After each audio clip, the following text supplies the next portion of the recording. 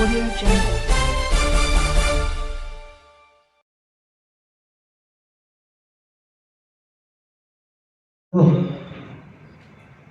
తెలంగాణ బడ్జెట్లో బీసీల వాటా మాయామరుని ఈ సమావేశం జరుగుతూ ఉన్నది. దీనికి ముఖ్య అతిథిగా వచ్చేసినటువంటి పెద్దలు విశ్రాంత ఐఏఎస్ ఆఫీసర్ టి చిరంజీవి గారు, మరియు BC political front chairman Balraj Goud గారు, ప్రొఫెసర్ మురళీ మనోహర్ గారు, మరి ఫ్రంట్ నాయకులు దుర్గా గౌడ్ గారు, వెంకట విజయ్ కుమార్ గారు, నారాయణ గారు, బైర శేఖర్ గారు, బీసీఎఫ్ ప్రతినిధులు అవారు వేణు గారు, చిన్న శ్రీకాంత్ గారు, కర్ణాటి మనోహర్ గారు, నాపూర్ జ్ఞానేశ్వర్ గారు, కాసాపతి నాగేశ్వర్ గారు, నాపూర్ వీరమోహన్ గారు. జనరల్గా ఇలాంటి సమావేశాలు పెట్టుకున్నప్పుడు తెలంగాణలో బీసీల వాటా కార్యాచరణ ప్రణాళిక అని ఎవరైనా పెట్టుకుంటారు. కానీ ఇక్కడ మాయామరణం అనేటటువంటి ఒక టైటిల్ అనేది చాలా వినూత్నంగా ఉంది. దాని ఉద్దేశం కూడా మరి ఐఏఎస్ చిరంజీవి సార్ గారు చాలా లోతుగా పరిశీలించి గత ప్రభుత్వాలు, ప్రస్తుత ప్రభుత్వాలు కేంద్రంలో కానీ రాష్ట్రంలో కానీ మరి బడ్జెట్లో అలొకేషన్ చేసుకుని ఒక ఎత్తు, తర్వాత దాన్ని ఎక్స్పెండిచర్గా చేసేటప్పటికి ఎట్లా వ్యత్యాసం ఉంటుంది, ఎంత వ్యత్యాసం ఉంటుంది, మనం ఎట్లా మోసం చేస్తున్నాం అనేటువంటి వివరించాలనేటువంటి ఆవశ్యకత ఉంది. కాబట్టి టైటిల్లో మాయామరణం అనేది వచ్చిందని అనుకుంటా ఉన్నాం. ఎందుకంటే మీ అందరూ తెలుసు 2017-18లో తెలంగాణ రాష్ట్ర ప్రభుత్వం బడ్జెట్లో బహుజనులకి చాలా పెద్ద పీట వేసింది. ఎంబీసీ కార్పొరేషన్కి 1000 కోట్లు.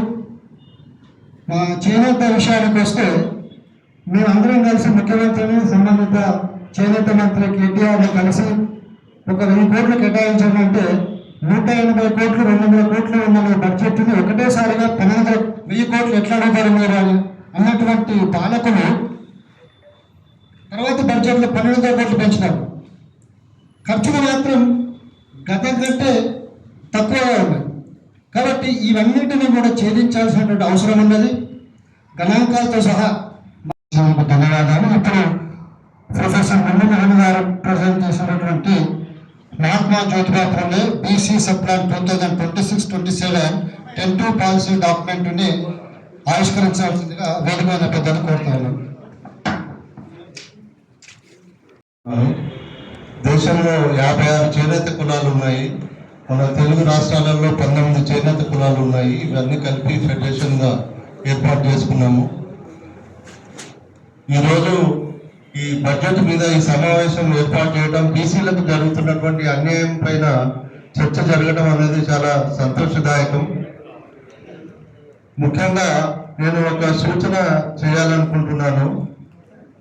అన్ని పార్టీల నుంచి గెలిచినటువంటి బీసీ ఎమ్మెల్యేలతోని ఒక రౌండ్ టేబుల్ సమావేశం ఏర్పాటు చేసి మన బీసీలకు బడ్జెట్లో జరుగుతున్న అన్యాయాలను వాళ్లకు తెలియపరిస్తే కనీసం సభలో ఏమైనా దీని గురించి ప్రస్తావిస్తారేమో అని చెప్పేసి నా యొక్క సూచనగా నేను చెప్తా ఉన్నాను. అలాగే ముఖ్యంగా మా చేనేత కులాలకు జరుగుతున్న అన్యాయంలో ఒక ఉదాహరణ చెప్తాను. గౌరవ ముఖ్యమంత్రి గారు నాంపల్లి ఎగ్జిబిషన్ గ్రౌండ్ లో పద్మశాలి కుల సంఘం ప్రమాణ స్వీకారానికి హాజరై చేనేత కులాలలో 1 లక్ష లోపు రుణమాఫీ ఉంటే నేను ఇప్పుడే సంతకం చేస్తాను అని చెప్పేసి చెప్పడం జరిగింది.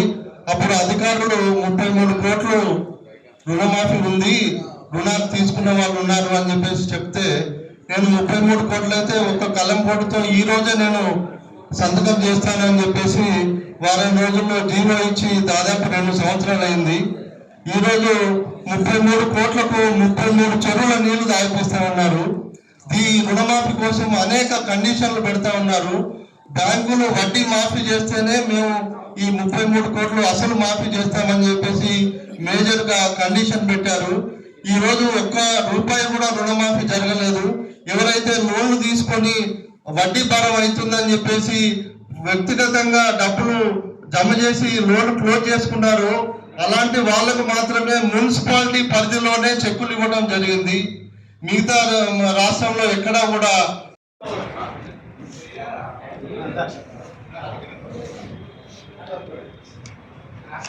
जय बीसी जय बीसी जय बीसी